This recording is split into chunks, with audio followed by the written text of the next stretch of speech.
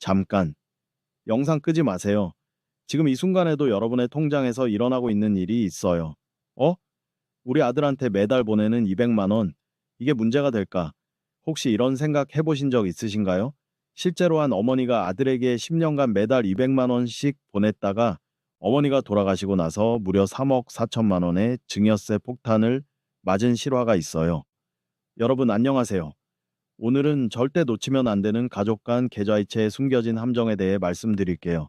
혹시 우리 가족끼리 돈 주고 받는 게 뭐가 문제야? 라고 생각하고 계신가요? 아니면 1,000만 원만 안 넘으면 괜찮다던데?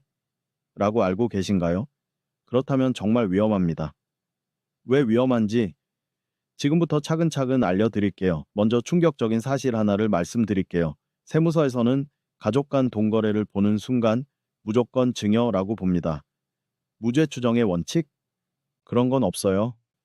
일단 증여로 보고 아니라면 당신이 증명하세요예요. 그런데 더 무서운 건 따로 있어요. 뭘까요? 바로 세무서가 언제 우리 계좌를 들여다보는지 모른다는 거예요. 그럼 언제 보고 있는 건가? 라고 걱정하실 텐데 딱 두 가지 상황에서는 반드시 봅니다. 첫 번째, 가족 중 누군가 돌아가셨을 때예요.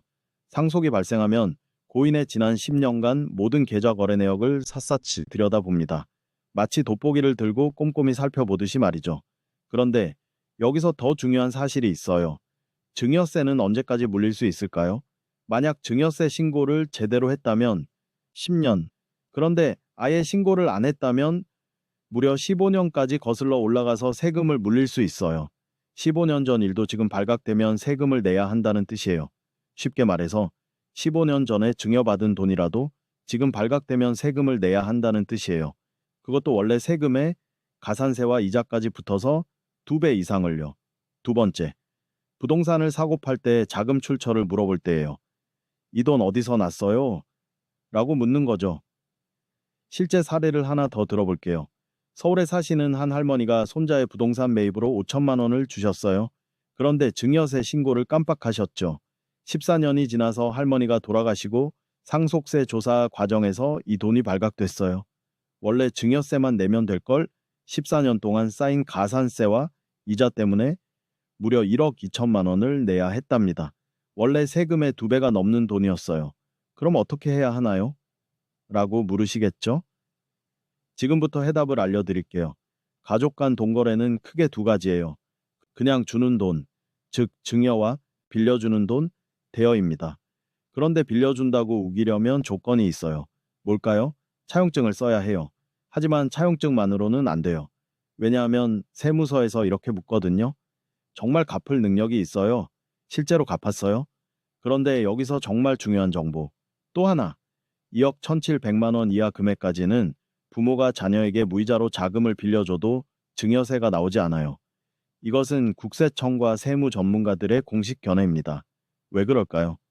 상속세 및 증여세법상 기준 이자율이 2025년 현재 약 4.6%인데 이를 적용해서 계산한 이자액이 연간 1,000만 원 미만인 경우에는 세법상 증여로 보지 않는다는 원칙이 있거든요. 그래서 나온 금액이 2억 1,700만 원이에요. 즉 2억 1,700만까지는 무이자로 돈을 빌려줘도 증여세가 안 나오고 그 이상의 금액에 대해서만 기준 이자율과 실제 받은 이자의 차액이 증여세 대상이 된다는 뜻이에요. 다만 정말 중요한 조건이 있어요. 실제로 돈을 갚는지 사후 관리가 중요하고 계약서 작성과 이자 지급 증명서류도 필수적으로 준비해야 합니다. 그런데 여기서 절대 놓치면 안 되는 핵심이 있어요.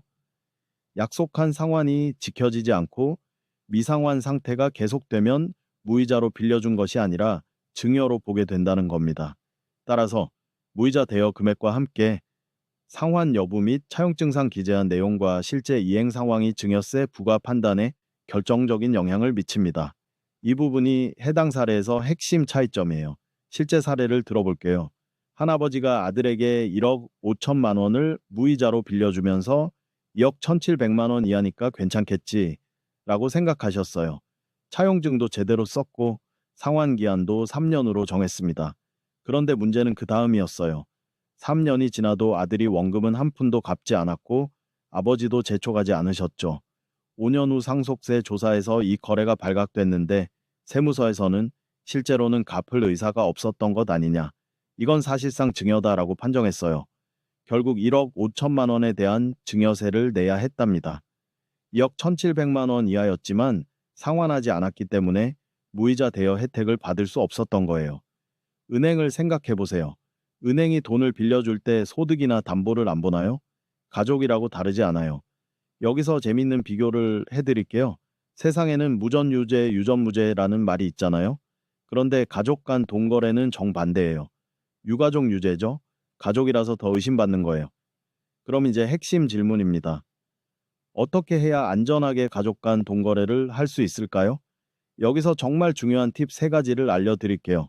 꼭 메모하세요. 첫 번째 팁, 계좌 이체할 때 반드시 메모를 남기세요. 은행 이체할 때 적요람 보이시죠? 거기에 꼭 목적을 써주세요. 부모님 병원비, 대여금, 전세보증금 이런 식으로요. 한 어르신이 이걸 몰라서 10년간 메모를 한 번도 안 남겼어요. 나중에 상속세 조사에서 이게 다 뭐냐는 질문을 받고 답변을 못해서 엄청난 세금을 냈답니다. 메모 한 줄이 세금 1,000만 원을 좌우할 수 있어요. 두 번째 팁, 관련 서류를 꼭 보관하세요. 병원비라고 적었으면 병원 영수증을, 대여금이라고 했으면 차용증을 반드시 보관하세요. 적요는 제목이고 서류는 내용인 셈이에요. 혹시라도 차용증을 사후에 작성할 경우 우체국 내용 증명 등 공식 증빙으로 거래 사실을 입증해야 합니다. 공증까지 하면 신뢰도는 상승이고요. 세 번째 팁, 가족이라도 계약서를 작성하세요. 가족끼리 무슨 계약서냐라고 하시면 안 돼요. 전세 보증금을 보내준다면 가족 간에도 임대차 계약서를 쓰고 확정일자를 받으세요. 그런데 여기서 또 중요한 질문이 하나 있어요. 이 서류들을 언제까지 보관해야 할까요? 정답은 최소 10년입니다. 증여세는 10년까지 소급해서 세금을 물릴 수 있거든요. 요즘은 스마트폰으로 사진 찍어서 클라우드에 저장해 두시면 편해요. 정말 솔직하게 말씀드릴게요. 만약 돌려받을 생각이 없는 돈이라면 어떻게 해야 할까요? 증여세를 안 낼 수 있는 다른 묘수나 편법이 있지 않을까? 이런 고민하시는 분들에게는 정직하게 증여세를 내세요. 라고 말씀드리고 싶습니다. 나중에 들켜서 가산세까지 내는 것보다 훨씬 이득이에요. 여기서 생각을 조금 바꿔보세요. 부모님이 자녀에게 3억 원을 증여하면서 증여세 4천만 원을 낸다고 해봅시다. 만약 이 돈으로 부동산을 시장에서 산다면 3억 원을 다 줘야 하잖아요. 하지만 증여로 받으면 4천만 원만 주고 3억 원짜리를 가져오는 거니까 사실상 싸게 가져오는 거예요. 그리고 이렇게 세금 내고 증여받으면 그 재산은 확실하게 자녀 것이 되는 거고요. 마지막으로 정말 중요한 얘기를 해드릴게요. 세무는 미리미리가 정말 중요해요. 속담에 소 잃고 외양간 고친다는 말이 있잖아요. 세무 문제도 마찬가지예요. 문제가 터지고 나서 대비하면 이미 늦어버린 거죠. 가족 간 동거래도 마찬가지예요. 문제가 생기고 나서 해결하려고 하면 이미 늦습니다. 지금부터라도 오늘 알려드린 방법대로 차근차근 준비하세요. 정리해 드릴게요. 오늘부터 실천할 3가지. 첫째, 계좌이체 적용은 필수. 8글자 안에 간단 명료하게 목적을 적어주세요. 둘째, 증빙 서류는 최소 10년 보관, 스마트폰 사진으로도 저장해 두세요.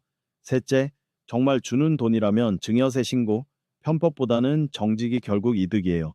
여러분의 소중한 재산을 지키는 것, 그리고 가족에게 부담을 주지 않는 것이 진짜 효도이자 사랑이 아닐까 생각합니다. 오늘 영상이 도움이 되셨다면 공유해 주시고 구독과 좋아요, 알림 부탁드려요. 다음에도 여러분들에게 꼭 필요한 정보로 찾아뵙겠습니다. 감사합니다.